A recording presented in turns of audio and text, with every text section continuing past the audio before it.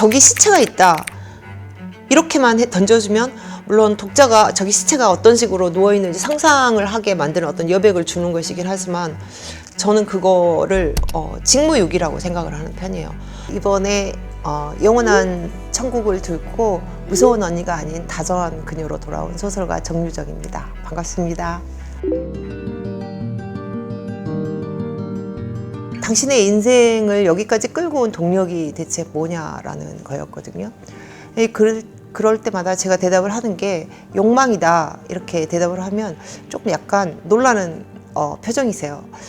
대체 욕망은 무엇일까? 그런 어떤 본질적인 생각을 하게 되었어요. 욕구는 이 지구상의 모든 생명체가 다 가지고 있는 것이거든요. 뭐 생존하고 번식하라.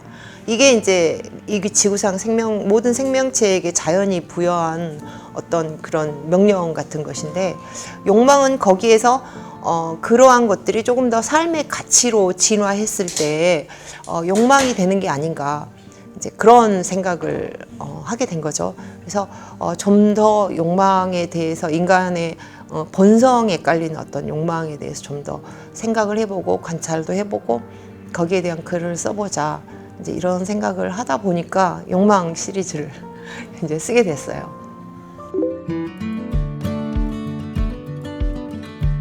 예, 이번 그 소설에서 일단 장르적인 시도가 있었어요. SF 장르는 제가 처음이거든요. 그리고 이제 거기에 로맨스가 들어간 것도 처음이에요.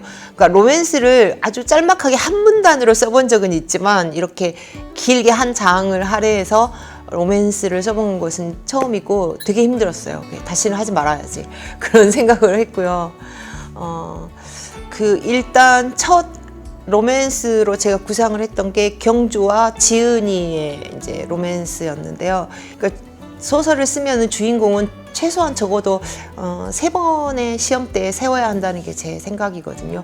그렇게 주인공을 벼랑으로 몰다 못해서 벼랑에서 발로 차서 떨어뜨리느냐라고 묻는데, 바로 그게 제가 캐릭터를 만드는 방식이에요. 칼을 맞고 이런 거는 그보다 더 작은 고통, 작은 어떤 공포, 이런 거라고 생각을 했고요.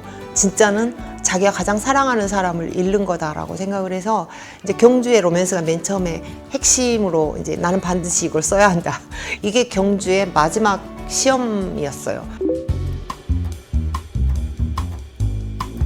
저기 시체가 있다 이렇게만 던져주면 물론 독자가 저기 시체가 어떤 식으로 누워있는지 상상을 하게 만드는 어떤 여백을 주는 것이긴 하지만 저는 그거를 직무유기라고 생각을 하는 편이에요.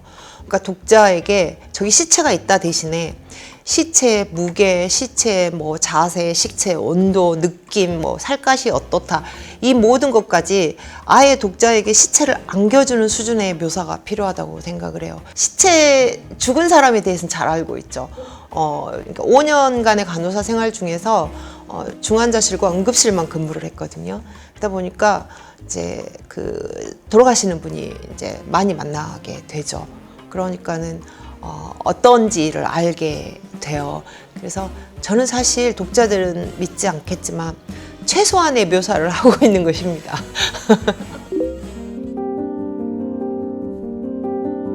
(1인칭) 사이코패스 소설이기 때문에 내 자신이 사이코패스가 되어야 하는데 자꾸 그게 걸리는 거예요. 어린 시절부터 받아왔던, 저도 나름대로는 도덕교육, 윤리교육을 받아왔고 사회에 순화되어 온 존재이기 때문에 그걸 버리기가 너무 어려워가지고 이제 소설 한 3번 정도 갈아엎었던 기억이 있어요. 그래서 결국에는 내가 이 사람이라면 나는 어떻게 행동할까, 이걸 굉장히 계속 생각했던 것 같아요. 그러니까는 이제 소설 속에서 나오는 게 뭐 누군가의 금반지를 뺏는 행위가 가장 빠르고 확실한 방법은 무엇인가라는 어떤 질문을 던졌을 때 뭐 손가락을 자른다라는 대답이 나온 이유는 저는 바로 그렇게 생각했거든요. 예를 들자면 그런 식의 사고를 한다는 거죠. 근데 그런 식의 사고를 하다 보면 나쁜 점이 하나 있어요. 이제 계속 그렇게 살다 보니까 사람이 피폐해져요. 그리고 그게 어떤 정상처럼 느껴져요. 그래서 제가 그런 어떤 아주 매운맛 소설을 쓰고 나면 하는 거가 뭐냐면은 저를 혹사시키는 거예요. 종의 기원을 쓰고 나서는 산티아고를 안 가고 올레길 걸어 다니고 이제 그런 그때 달라요. 몸을 학대시키다 보면 아무 생각이 없어지고 그런 고통을 겪고 나면은 정신이 좀 멀쩡해지는 것 같더라고요. 가령 호남예술제, 뭐 무슨 대학 이렇게 예술제 100일장 이런 거 하면 우리 학교 대표로 나가서 초등학교 때 상 타오고 이제 그런 일을 했어요. 그러니까 자연적으로 아 나는 커서 작가가 되어야지 이런 생각을 했었죠.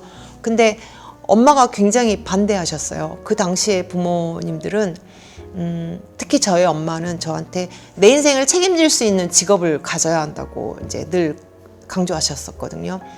그러다 보니까 이제 저한테 이제 직업을 가질 수 있는 학교를 그야말로 거의 강요하다시피 한 거죠.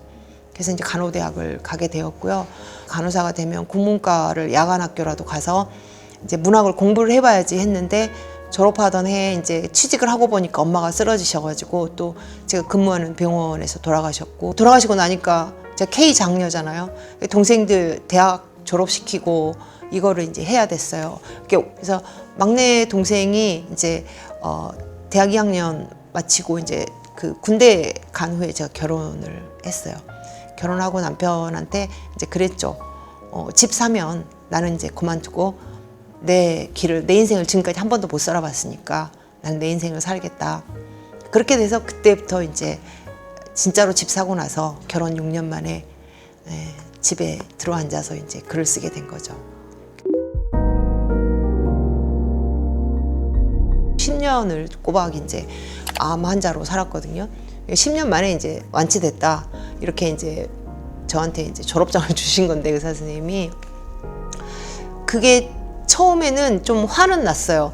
아, 나 이 소설을 써야 하는데 그걸 하면서 힘이 빠지면 어떡하지? 그런 생각이 있었고요.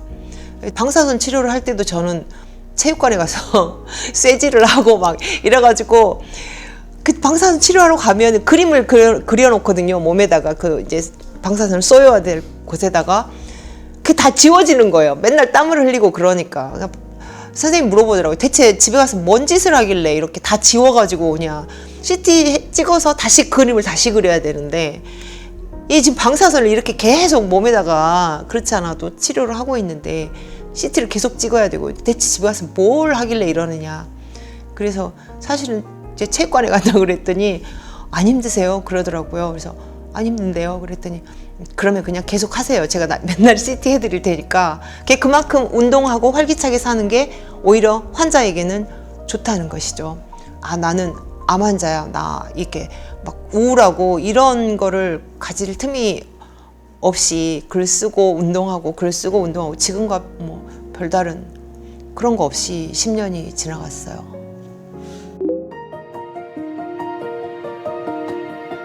지금 이제 집으로 들어가는 거는 연말쯤에 들어갈 것 같은데요.